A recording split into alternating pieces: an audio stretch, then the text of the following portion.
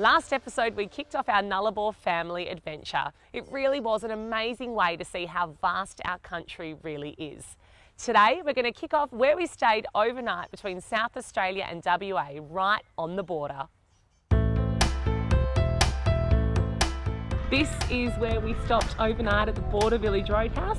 Fresh coffee in the morning, which is perfect for a quick overnight trip. And Georgia and Daddy went over there to see the big kangaroo, which we'll show you in a sec. What's the kangaroo holding? Vegemite. Vegemite, he is. All right, this is the setup last night. So pretty basic campground. It offers simple amenities and power, which was really great because we got to charge up all our equipment.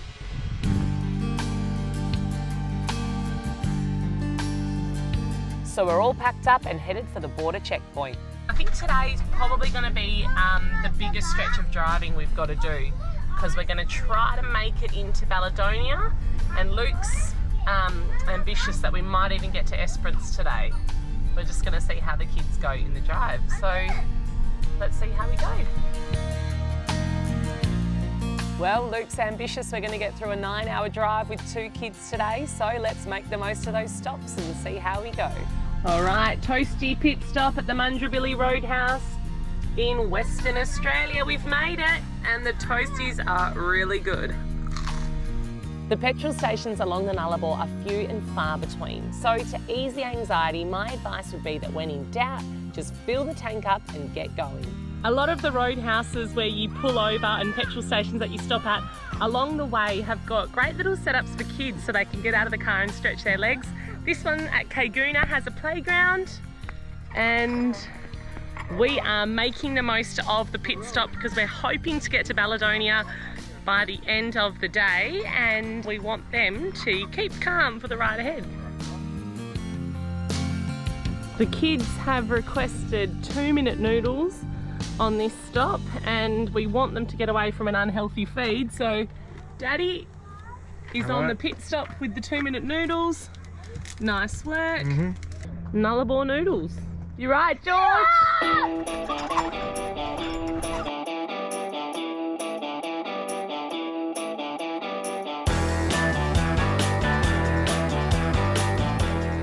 Baladonia essentially marks the end of the Nullarbor journey, heading into the west. So we have stopped at Baladonia for a break.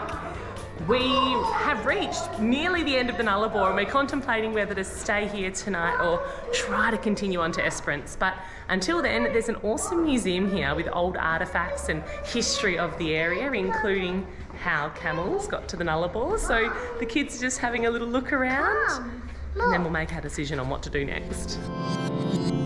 And although there's still a way to go to get to Esperance, I can't believe we've ticked the Nullarbor off the family bucket list, and we had the best time.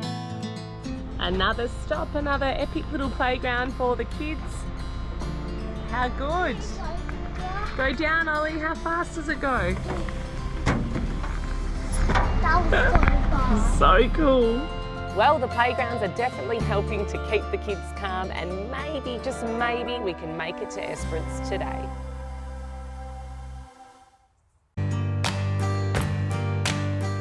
So we've made the executive decision as a family that we're going to finish our Nullarbor journey on day 2 in Norseman, fuel up, and then head south to Esperance. As you can hear, the kids in the back are exhausted. It's been a long day of travel, but we've had adequate stops along the way and rests, and we just kind of want to get it done now. We've seen enough, haven't we? We have. The kids have lost it. They've had enough. They want a modern day caravan park with plenty to do. They're not into the sightseeing like we are, so we'll punch out the hours and the kilometres to Sabo. They'll wake up in Esperance and be raring to go tomorrow morning.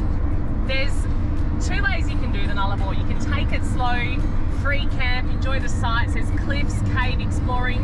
You can even play golf along the Nullarbor if you want, or you can try get it done in 2 days with adequate rest and an overnight stay.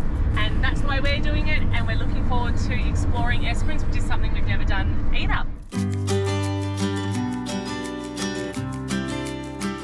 So it's obviously a bit of a no-brainer before you hit the road to make sure everything's okay with your vehicle. You've got adequate water, fuel, of course. Everything's locked and secure in place in the camper van, like drawers from sliding open, gas bottles are switched off, and your tyre pressures are good to go too. One thing we've just noticed on our camper is that the engine oil level is just about on the minimum line. So we're going to head into the survey now to grab the right oil for this car. So probably just a bit of a handy tip to know what engine oil your vehicle takes, and keep an eye on those levels before you hit those longer journeys.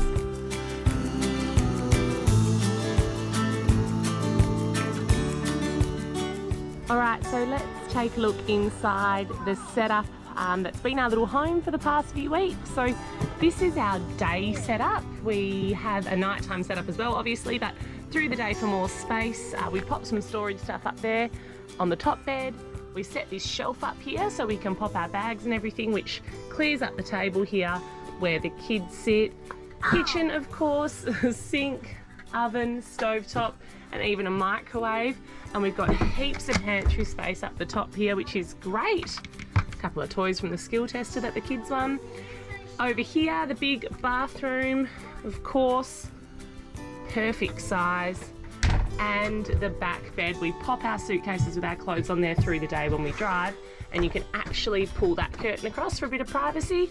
The best thing about this van is it sleeps 6 adults, and there's only 4 of us, of course, but this would otherwise be the second bed. But to stop us from having to collapse the table and remove the children's seats every day, we use the back bed and we use the bed up the top to sleep on for the 4 of us. So it's really spacious up here, comfortably fits at least 2 adults or 1 adult and a kid.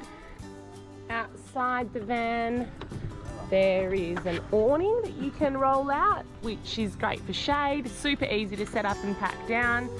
You got your gas storage, plenty of storage outside in this cupboard here. We've got some extra fuel, our kids' floaties, our chairs. It's like having a little outdoor shed.